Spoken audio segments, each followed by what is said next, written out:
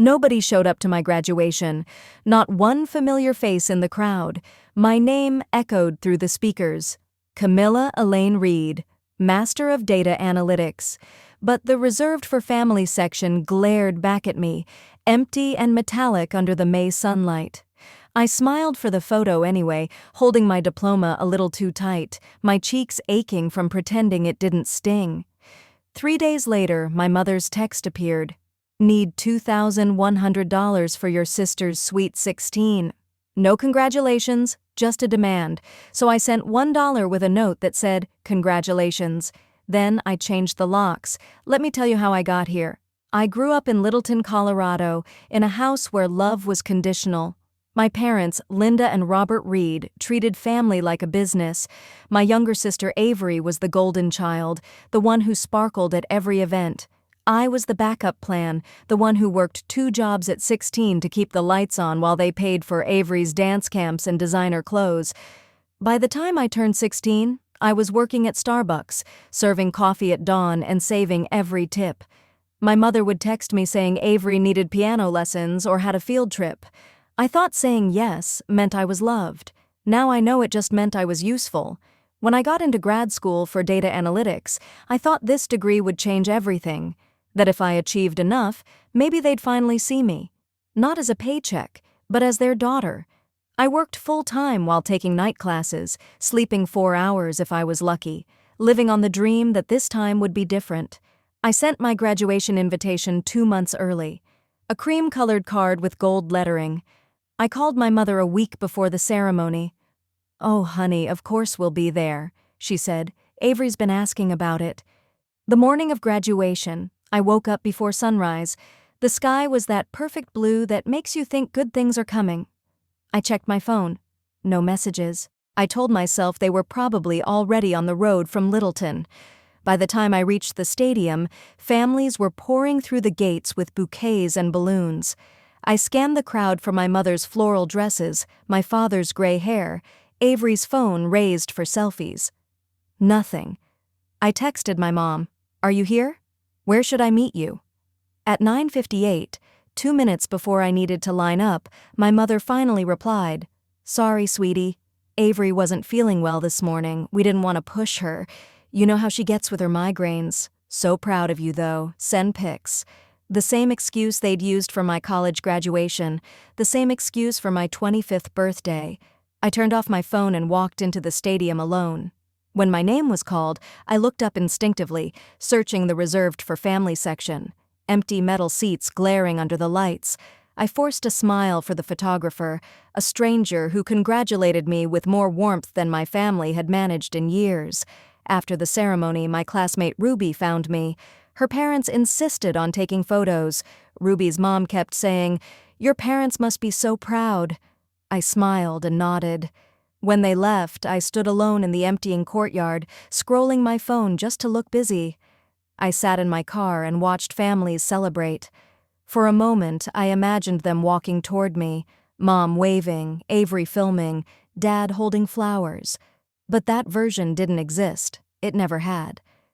I drove to my small apartment in Capitol Hill.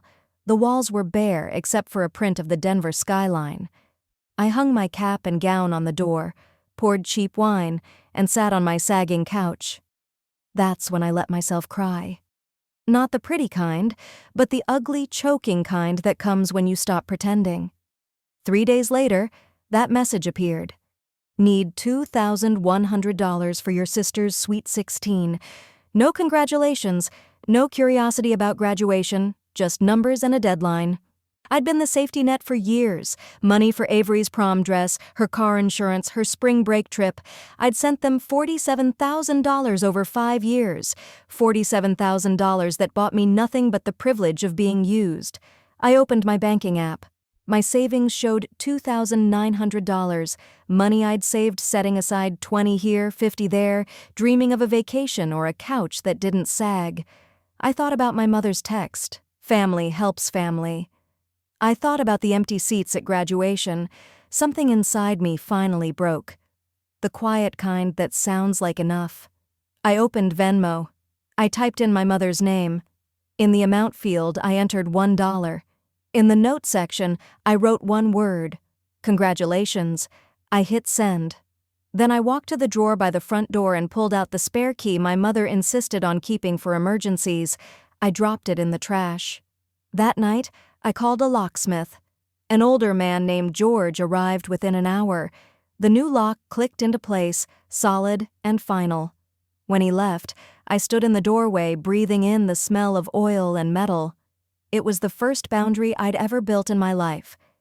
The next morning, I woke to 17 missed calls and 43 text messages, all from my mother. The messages started calm. "Honey, did you mean to send $1? Then the tone shifted. "I don't know what's gotten into you, but this is incredibly selfish." By noon, my father joined in. "Your mother is upset. You need to call her." Then Avery texted, "Why are you being such a bitch?" "Mom's crying. You're ruining everything." I didn't respond. This was the pattern. I would assert a boundary, and they would weaponize my guilt until I cracked. But not this time. At 3 that afternoon, my doorbell rang. 2 police officers stood in the hallway. "Miss Reed," the taller one said, showing his badge, "we received a call from your mother. She said you've been acting erratically, changing locks, not answering calls. She's concerned you might harm yourself." I almost laughed. "She called the police to check on me because I changed my locks." "We just need to confirm you're okay," he said. "Mind if we step inside?" I let them in. My apartment was spotless. Coffee mug on the table, laptop open to a job application, diploma framed on the wall. "Do I look unstable to you?" The officer's mouth twitched. "Not even close, ma'am." He asked a few questions. I answered honestly. "Just finished grad school, applying for jobs. No medical issues, just boundaries." He nodded. "We'll file this as no concern." Just before leaving, he added, "Sometimes when people start standing up for themselves, others panic. Happens more than you'd think." When they left, I leaned against the door, shaking with fury. My mother hadn't just crossed a line. She'd declared war on it. I spent the rest of the day gathering evidence. Colorado is a one-party consent state, which meant I could legally record phone calls. I documented every transaction I'd sent my family. Then I checked my credit report. My stomach dropped. 2 new inquiries blinked back at me. Capital One and Discover. Both recent, both unfamiliar. 2 credit card accounts had been opened in my name. My social security number, my address, but not this address. My parents' house in Littleton. The balances were climbing. I clicked through the transactions: Cherry Creek Events, Denver DJ Agency, Glam Studio Photography. My mother's text came rushing back. "Need $2,100 for your sister's Sweet 16. It wasn't a request. It was a cover-up. I called Capital One immediately. This is Camilla Reed. I need to report identity theft." The woman verified my information and paused. This account was opened in person at our Littleton branch last month. Co-applicant Linda M. Reed. Everything went still. My mother had stolen my identity to throw a party for my sister. I filed reports with the Federal Trade Commission, the police, and both banks. By midnight, I had a folder 2 inches thick of documentation. That night, I called my mother one last time. I recorded it. She answered on the second ring, her voice sharp. "So you're alive?" "Mom," I said evenly, "I found the credit cards you opened in my name, both using your address. Do you want to explain that?" She laughed. "Oh, that. I was helping you build credit. You should be grateful." "No," I said softly. "What's mine is mine, and what you did is under investigation." The silence was instant and heavy.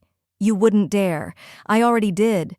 "The banks have your signature," I continued, "your phone number, your address. There's an open investigation. You'll be hearing from them soon." "You're destroying this family," she whispered. "No, Mom," I said. "You destroyed it the moment you decided my name was worth more to you than my love." I hung up.